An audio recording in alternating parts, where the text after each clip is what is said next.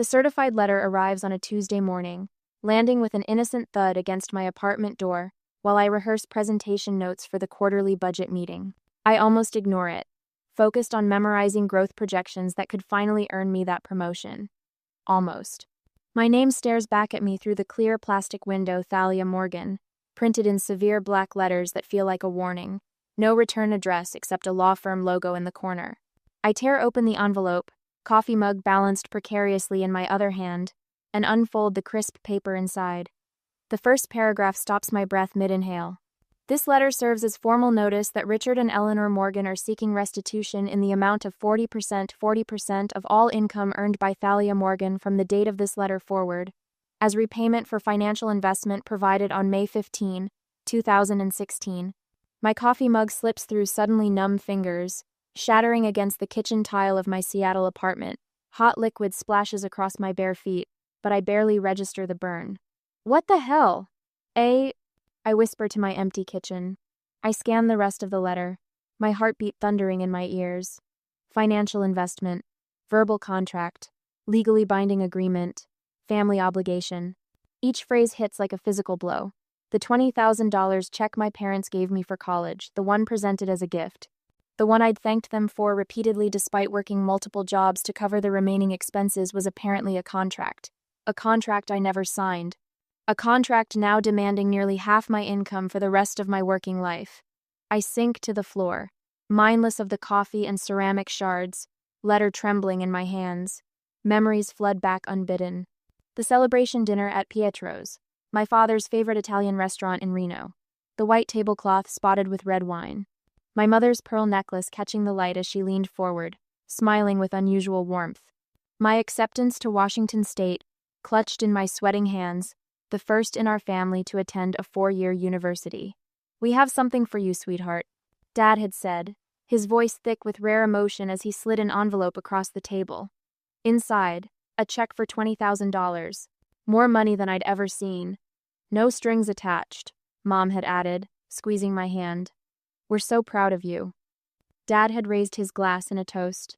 "This is our investment in your future, honey." Investment. The word rings differently now, 7 years later, as I sit among broken ceramic and cooling coffee. My hands stop shaking as sudden clarity washes over me. I reach for my phone and dial their number, surprising myself with how steady my voice sounds when my mother answers. "I just received a letter from your lawyer," I say without preamble, "about the money for college." A pause then. "We've been patient, Thalia. You've been making good money for years now." "It was a gift," I say, my knuckles white around the phone. "You specifically said no strings attached." "We raised you," Mom replies, her voice hardening. "Everything you have is because of us." I take a deep breath, willing my voice to remain calm. I worked my way through college. I paid off my loans myself. That check covered less than a third of my expenses. "You're being selfish," Mom says. "Your father and I are getting older, and Jude needs help with his art career." Ah, there it is, my younger brother. The real reason. "Jude's struggling," she continues. "He needs a proper studio, better supplies. His work is finally getting noticed." I close my eyes, leaning against the kitchen cabinet. Jude, who dropped out of community college after 1 semester. Jude, whose art career consisted mostly of half-finished projects and elaborate excuses. "This isn't about Jude," I say, though we both know it is. "Family takes care of family," Mom replies. "What's yours is ours. That's how it works." The words hit with startling clarity. That's how it's always worked in our family. My achievements were never truly mine, they belonged to all of us. My college admission, my dean's list semesters, my first big promotion. Always our accomplishments, our success. Now my salary. I look down at the broken pieces of my favorite mug, the growing stain on the floor, the legal letter demanding 40% of everything I'll ever earn. "I need to go," I say, hanging up before she can respond. Standing, I carefully step around the mess and reach for a towel. As I kneel to clean up the spill, something fundamental shifts inside me. The family that should have been my foundation is trying to become my greatest burden, and I refuse to let them. 3 days after receiving the certified letter, I needed documentation, proving the $20,000 had been a gift. The search through old email accounts wasn't meant to be therapeutic, just practical. What I find instead turns my stomach to concrete. Thalia's college fund. Return on investment. Reads the subject line of an email from my father to my mother, dated 2 weeks before they presented me with the check at Pietro's. The message loads with excruciating slowness, as if my laptop itself hesitates to reveal the truth. Eleanor, we need to be clear about our expectations. This isn't charity, it's an investment. When she starts making real money after graduation, we'll remind her about family obligation. Standard contract terms would demand 50%, but 40% seems fair considering she's our daughter. My mother's reply appears below. She'll never agree if we present it that way now. Better to call it a gift until she's established in her career. The return will be worth the wait. I sit heavily on my couch, my breath suddenly shallow. The room blurs at the edges as understanding crashes through me like a physical blow. This was never spontaneous generosity. It was calculated, planned a trap set 7 years ago, patiently waiting for me to earn enough to spring it. My phone rings. Their number. I let it go to voicemail. 2 days later, I stand in my parents' dining room in Reno, the same polished cherry table where we celebrated my college acceptance now covered with documents. Mom and Dad remain standing while I sit, the power dynamic not lost on me. Jude lounges in a corner chair, supposedly sketching, but I catch his occasional smirk when he thinks I'm not looking. This is a standard family contract, Dad explains, sliding a paper toward me. His voice carries the same authoritative tone he used when explaining why I couldn't attend sleepovers as a child. Your signature acknowledges what we've always understood. I scan the document, dated today but claiming to formalize an agreement from 7 years ago. I never agreed to this. It was implied. Mom interjects, pearl necklace catching the light as she leans forward. The same necklace she wore to Pietro's, so. When family helps family, repayment is assumed. That's how we raised you. You specifically said no strings attached. I counter, my voice steadier than I feel. Dad's face hardens. Families don't need written contracts, Thalia. Your word should be enough. My word? I never gave my word to pay you 40% of everything I earn for the rest of my life. You accepted the money, Mom says, as if this explains everything. Jude finally looks up. Some of us need the support more than others. His casual tone belies the calculated glance he exchanges with our parents. The threats begin on the drive back to my hotel. Mom calls, her voice artificially sweet through the car speakers. Your father and I have been patient, but if you force us to pursue this legally, it will affect your credit score, your reputation. Are you threatening me? I ask, gripping the steering wheel until my knuckles whiten. We're informing you of consequences. Dad cuts in, obviously on speakerphone. We'd hate to contact your employer about family resources being withheld. My stomach drops. You wouldn't. Family takes care of family, Mom repeats her mantra. We're prepared to do whatever necessary. After we disconnect, doubts gnaw at me. Had I misunderstood? Was there some conversation where I'd agreed to their terms? Memory is fallible. Perhaps mine has reconstructed a more generous version of events. That night in the hotel, I dumped the contents of my emergency file folder onto the bed, the one containing important documents I'd grabbed before leaving Seattle. Passport, birth certificate, immunization records, and there, tucked between old report cards, my college acceptance card. The cream-colored cardstock feels substantial between my fingers. I flip it over to find my mother's familiar handwriting. Congratulations, sweetheart. No payback needed. Just make us proud. Love, Mom and Dad. The card trembles in my hand, vindication washing over me in a wave of relief followed immediately by renewed anger. They had deliberately lied in writing.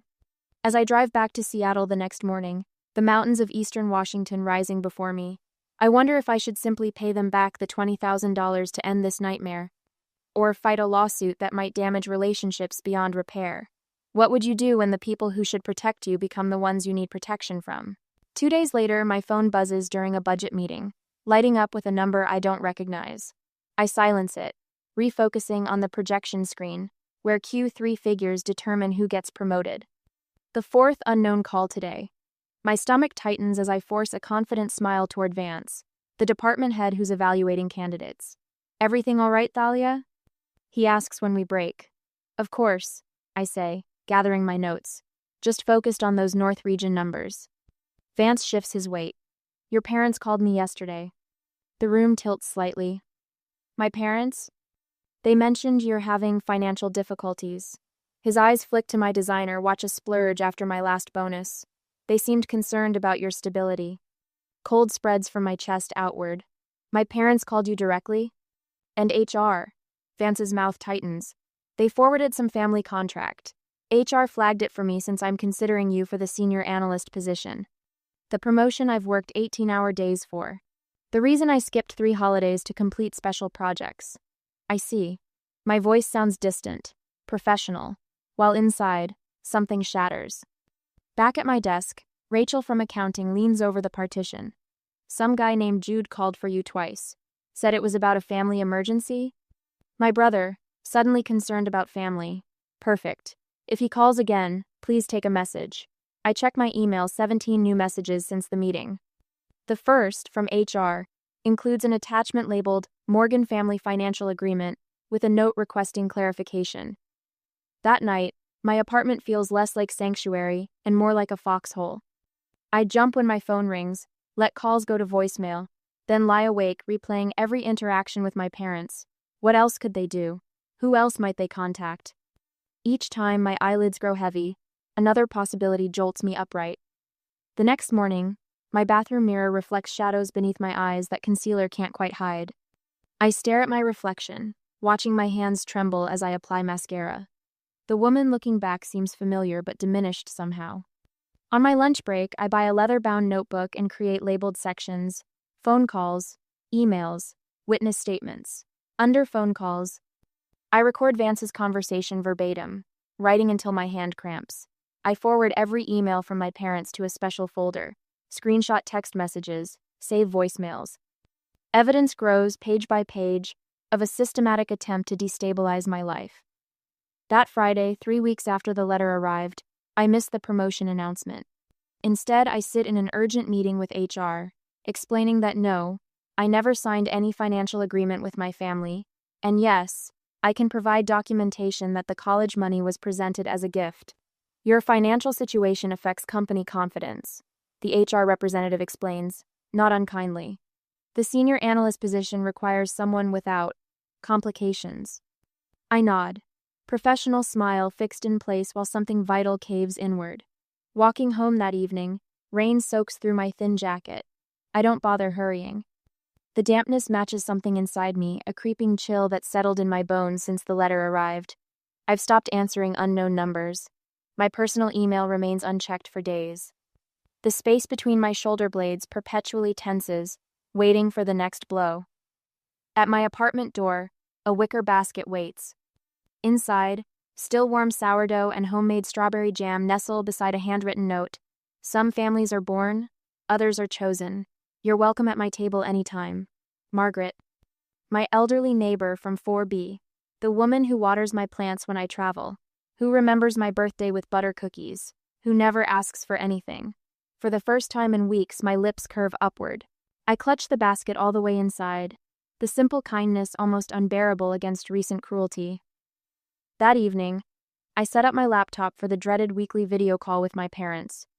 They appear on screen looking immaculate: Dad's pressed shirt, Mom's perfect makeup. The familiar living room backdrop suggests nothing has changed, though everything has.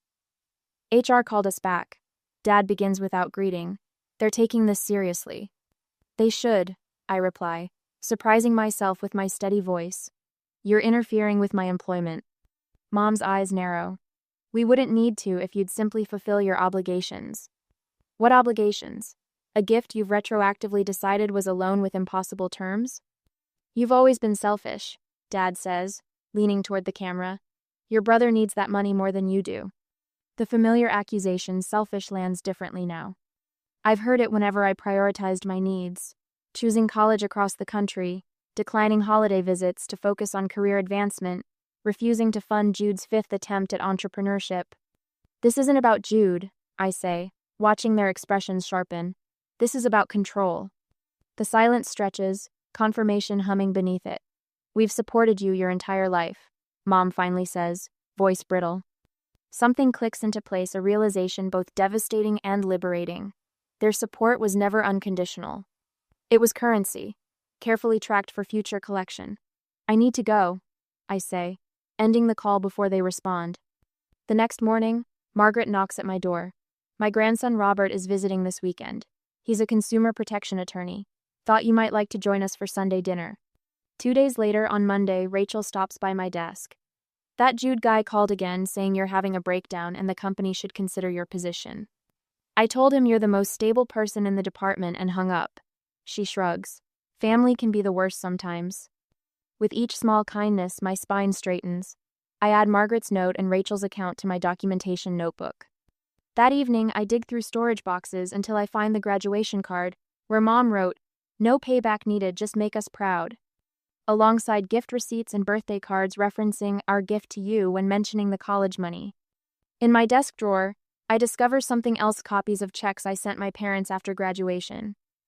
To help with the mortgage, I'd written on 3 of them. For Dad's medical bills on 2 others. Thousands given freely, with no expectation of return. I arrange everything chronologically in a folder labeled Evidence and fall into the first peaceful sleep I've had in weeks, until my doorbell rings at 7 a.m. Another certified letter, this one a summons to small claims court. I hold the paper in steady hands, something resolute settling into place. Some battles find you, whether you're looking for a fight or not, and some families should come with warning labels. On Thursday afternoon, the conference room at Robert's law office smells of coffee and determination. Papers spread across the polished oak table like battle plans, each document a piece of armor in my growing defense. We've been at this for hours, my neck stiff from bending over receipts and emails that span 7 years. Let's arrange everything chronologically, Robert says, pushing his wire-rimmed glasses up his nose. Start with the original gift card where your mother wrote, "No payback needed." I slide the faded congratulations card across the table. The looping handwriting stares back at me, Mom's perfect penmanship expressing a sentiment she now denies ever feeling. Robert places it at the beginning of our timeline, securing it with a paperclip. And here are the graduation texts, I say, handing him printed screenshots. Notice how they reference your achievement, and so proud of what you've accomplished. Not a single mention of debt or repayment expectations. Robert nods, his shoulders relaxing slightly, as he adds them to our growing arsenal. These establish a clear pattern. The gift, followed by years of silence about repayment. No reasonable person would suddenly expect 40% of your lifetime earnings for a $20,000 check. My phone buzzes against the table. I glance down, stomach tightening when I see Jude's name in my notifications. Against my better judgment, I tap the screen. You might want to see this, I say, sliding my phone toward Robert. His eyebrows rise as he reads my brother's public post. My sister, the thief in a pantsuit, stole from her own family. Education bought with our sacrifice. Success built on our investment. Time to pay your debts, sis. This actually helps us, Robert says, his voice gaining confidence. He's publicly admitting the lawsuit is retaliatory, not based on any real contract. Mind if I screenshot this? Before I can answer, my phone buzzes again.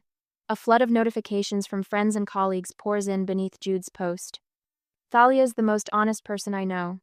She worked 3 jobs through college while maintaining Dean's List. I remember her bringing ramen to work every day to save money for tuition. Unexpected warmth spreads through my chest. These people see me the real me, not the selfish daughter my parents have constructed in their minds. Your brother's plan backfired spectacularly, Robert says, allowing himself a small smile. My email notification chimes. Subject line, "After all, we sacrificed for you." I open it, reading aloud. Thalia, how could you turn your back on family? After all, we sacrificed to put you through college. After all the opportunities we provided. Your father and I went without vacations, new cars, even home repairs to invest in your future. And this is how you repay us? Robert's pen taps thoughtfully against the table. Their own words contradict their legal position. Notice how they keep switching between gift and investment language? This inconsistency destroys their credibility. Back at my apartment that evening, I stare at the cashier's check on my kitchen table. $26,000, the original, $20,000 plus 6 years' worth of interest. Every penny I could reasonably owe them, even if their gift had been a loan. Looking at the cashier's check for $26,000, the original amount plus interest, I hesitate. Would returning their gift with interest free me completely? Or would fighting through to the end bring the accountability they needed to face? My doorbell rings, startling me from my thoughts. Margaret stands in the hallway, holding a casserole dish. "Thought you might need some real food," she says, bustling past me into the kitchen. She spots the check and raises an eyebrow. "That's a lot of money to give away to people who don't deserve it." "It might be worth it for peace," I say, but the words sound hollow even to my ears. "Peace bought with ransom never lasts, dear." Margaret sets down the dish and pats my hand. "Robert called. He's filing a counterclaim for harassment and attempted financial coercion. I told him I'd be happy to testify about what a mess you've been these past weeks." "You'd do that?" "In a heartbeat. I've lived long enough to recognize when someone's being bullied by the people who should love them most." My phone rings. Rachel from work. "Your brother called the office again," she says without preamble. "I told HR everything, the harassment, the calls, how your parents contacted your boss. They're documenting it all for the court case." I sink into a kitchen chair, suddenly lightheaded. "Thank you," I whisper. "Nobody messes with my team," Rachel says firmly. "You've had our backs enough times. Let us have yours." After we hang up, I sit quietly, letting the realization settle over me. For perhaps the first time in my life, I feel truly validated.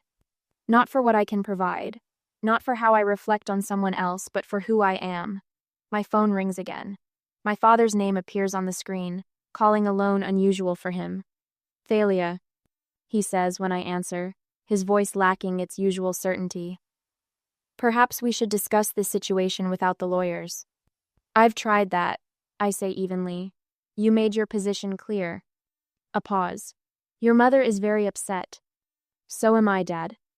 Later that night, an email arrives from Mom. "Perhaps we can discuss this privately. Just the three of us, like old times." I forward it to Robert without comment, then pick up the cashier's check. The court date is set for next month.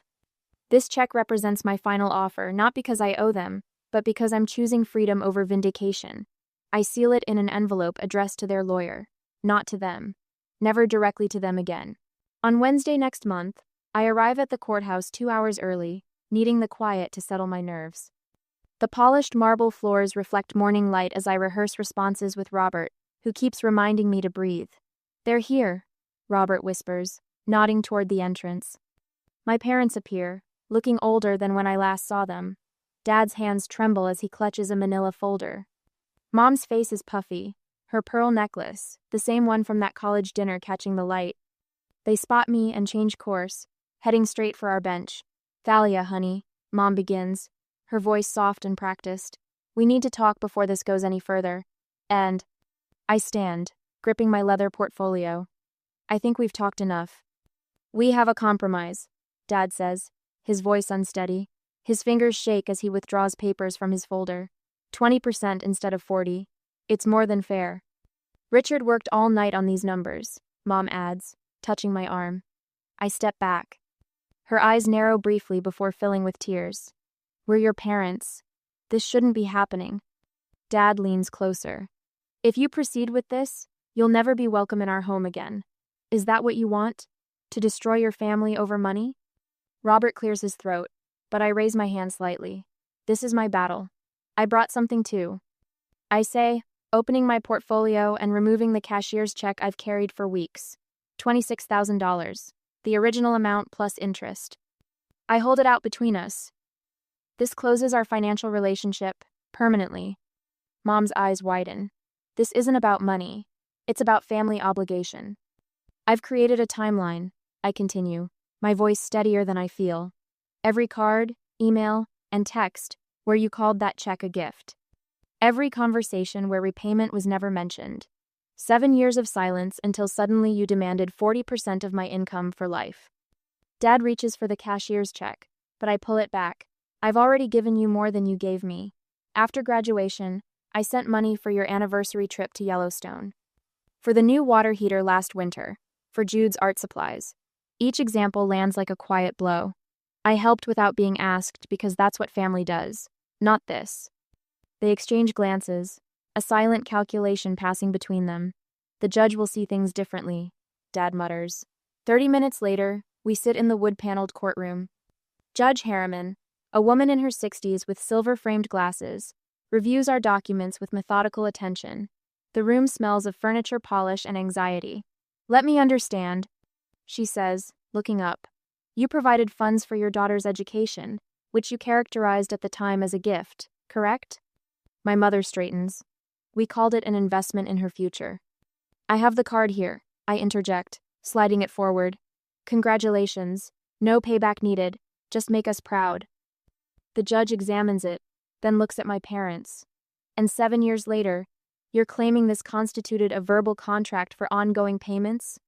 "She understood our expectations," Dad insists. Judge Harriman removes her glasses. "Do you know what gift means legally, Mrs. Morgan?" Mom blinks rapidly. "It was symbolic. We didn't mean an actual gift." The judge raises her eyebrows. Symbolic gifts don't generally come with retroactive payment plans.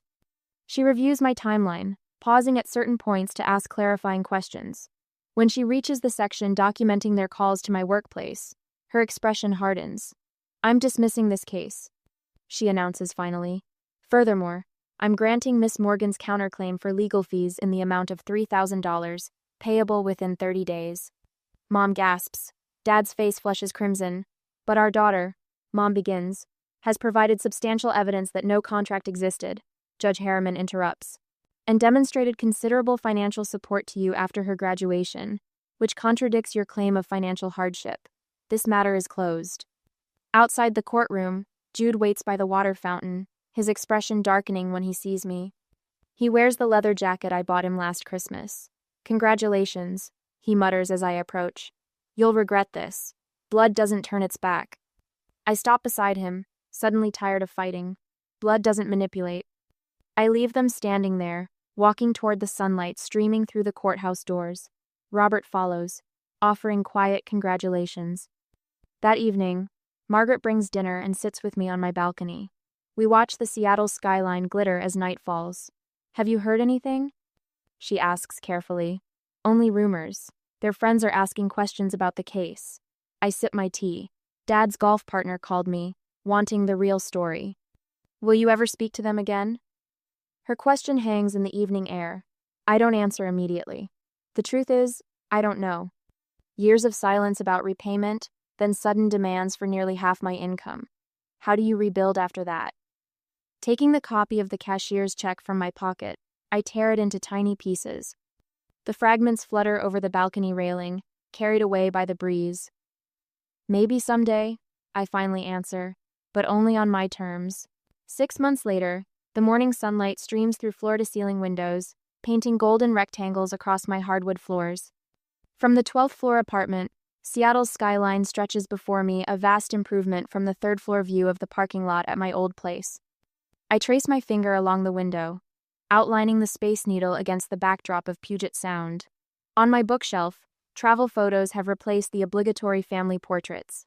Me hiking in Olympic National Park. A weekend trip to Vancouver with Rachel. Margaret and I at Pike Place Market, laughing as fishmongers toss their catch. No forced smiles, no pose perfection, just genuine joy captured in candid moments. My desk holds a leather portfolio containing financial documents, a 5-year plan with retirement projections, investment strategies, and a savings account growing steadily each month. The top page bears my financial advisor's note. Excellent progress toward complete independence. I close the folder with a satisfied smile. This life belongs entirely to me. My laptop chimes with an email notification. I click it open, then freeze, staring at the screen. "Dear Miss Morgan, we are pleased to inform you of your acceptance to our executive MBA program." 7 years ago, another acceptance letter arrived, the one that started everything.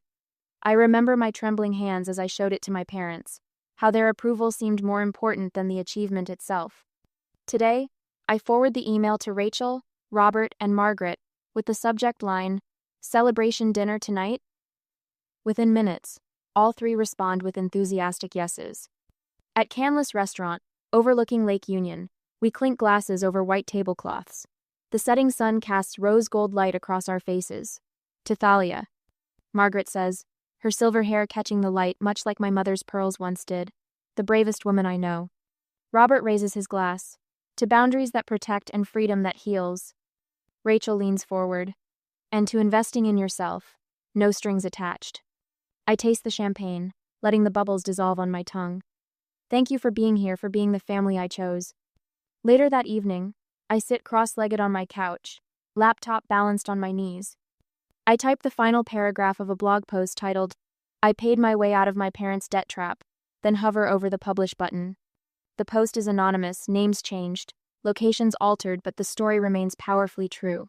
My inbox already contains an invitation from a podcast host who specializes in financial manipulation and family trauma. She found me through Robert, who thought my story might help others recognize similar patterns. Your experience could be a lifeline for someone else drowning in family obligation, her email reads. My phone buzzes with a notification. A Venmo request from Jude. Hey sis, need to borrow $100 for art supplies. Will pay back as soon as possible. His first contact in 8 months. I open the app, my thumb hovering between the pay and decline buttons. Instead, I tap his profile and select block user. A quiet smile forms as I return to my laptop and close Venmo completely. As I delete the app, I wonder if true freedom comes from cutting ties completely or from establishing boundaries strong enough that no one can cross them without permission. What would you do? Rebuild with strict terms or close the door entirely? I don't know the perfect answer, but as I click publish on my story, I know this much. My life is finally, completely my own.